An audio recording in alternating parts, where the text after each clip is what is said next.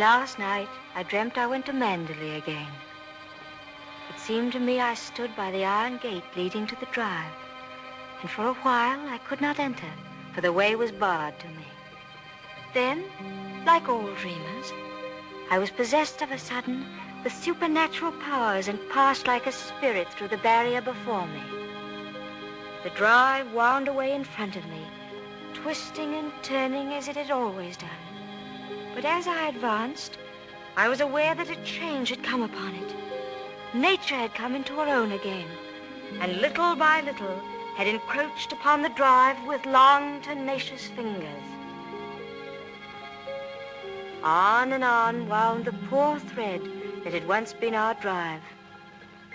And finally, there was Manderley. Manderley, secretive and silent. Time could not mar the perfect symmetry of those walls. Moonlight can play odd tricks upon the fancy, and suddenly it seemed to me that light came from the windows. And then a cloud came upon the moon and hovered an instant like a dark hand before a face. The illusion went with it. I looked upon a desolate shell, with no whisper of the past about its staring walls. We can never go back to Manderley again, that much is certain. But sometimes, in my dreams, I do go back to the strange days of my life, which began for me in the south of France.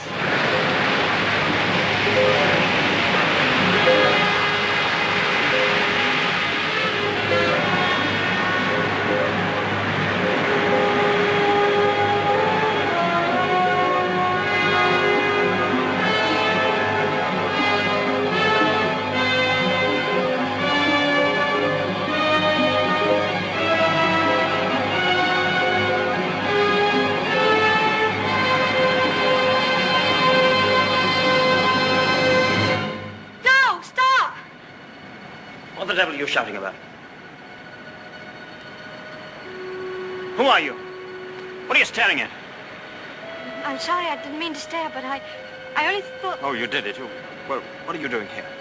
I was only walking. Well, get on with your walking. Don't hang about here screaming.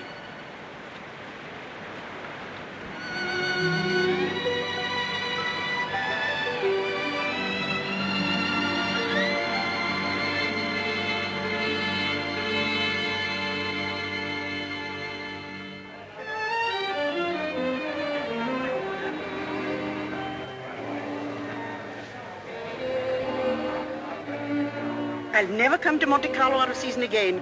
Not a single well-known personality in the hotel. Stone cold. Waiter, Gaston, call him. Tell him to get me some... Why, it's Max de Winter. How do you do?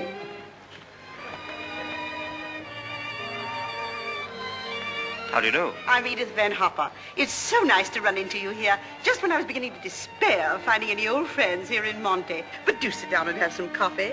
Mr. de Winter's having some coffee with me. Go and ask the stupid waiter for another cup. I'm afraid I must contradict you. You shall both have coffee with me.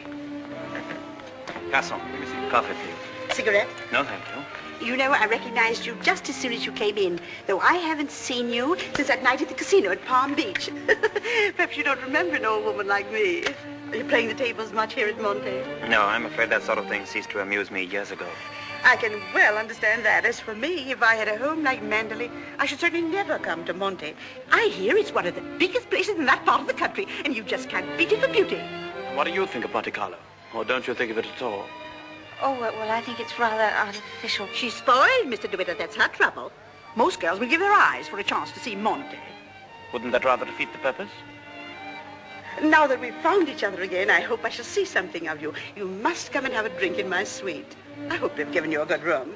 The place is empty, so if you're uncomfortable, mind you make a fuss.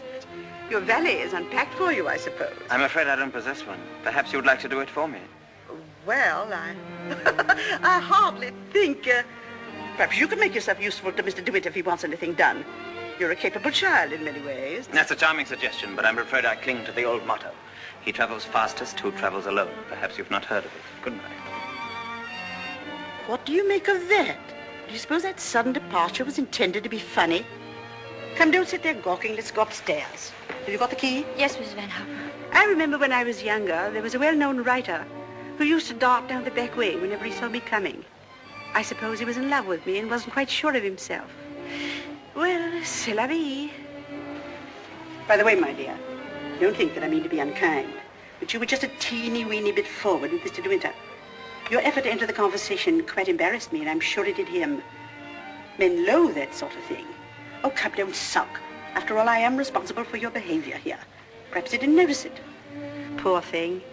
I suppose he just can't get over his wife's death. They say he simply adored her.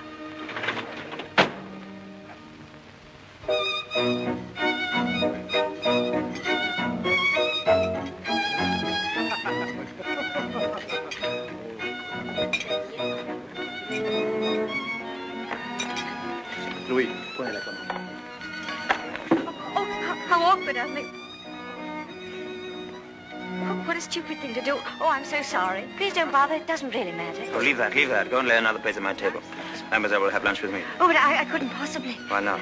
Oh, well, please don't be polite. It's very kind of you, but I'll be all right if they just change the cloth. I wasn't being polite. I should have asked you to have lunch with me, even if we hadn't upset the bars so clumsily. Come along. We needn't talk to each other if we don't feel like it. Well, thank you very much.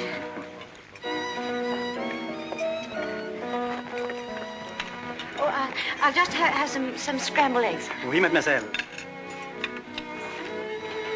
What's happened to your friend? Oh, she's ill in bed with a cold. I'm sorry I was so rude to you yesterday. The only excuse I can offer is that I've become boorish through living alone. You weren't really. You simply wanted to be alone and... Tell me, is Mrs. Van Hopper a friend of yours or just a relation?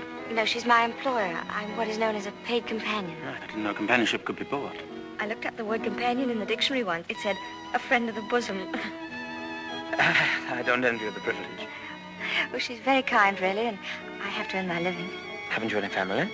No, my mother died years and years ago, and then there was only my father, and he died last summer. And then I took this job. How rotten for you. Yes, it was rather, because, you see, we got on so well together. You and your father? Yes, he was a lovely person, very unusual. What was he? A painter. Ah, was he a good one? Well, I thought so, but people didn't understand him. Yes, that's often the trouble. He painted trees. At least it was one tree. You mean he painted the same tree over and over again? Yes, you see, he had a theory that if you should find one perfect thing or place or person, you should stick to it. Do you think that's very silly? Not at all. I'm a firm believer in that myself. And what did you find to do with yourself while he was painting his tree? Well, I sat with him and I sketched a little. I don't do it very well, though. Oh, you're going sketching this afternoon? Yes. Where? I haven't made up my mind. I'll drive you somewhere in the car. Oh, no, please, I didn't mean... Oh, nonsense. Finish up that mess and we'll get along. Thank you, it's very kind of you, but I'm not very hungry. Oh, come on, eat it up like a good girl.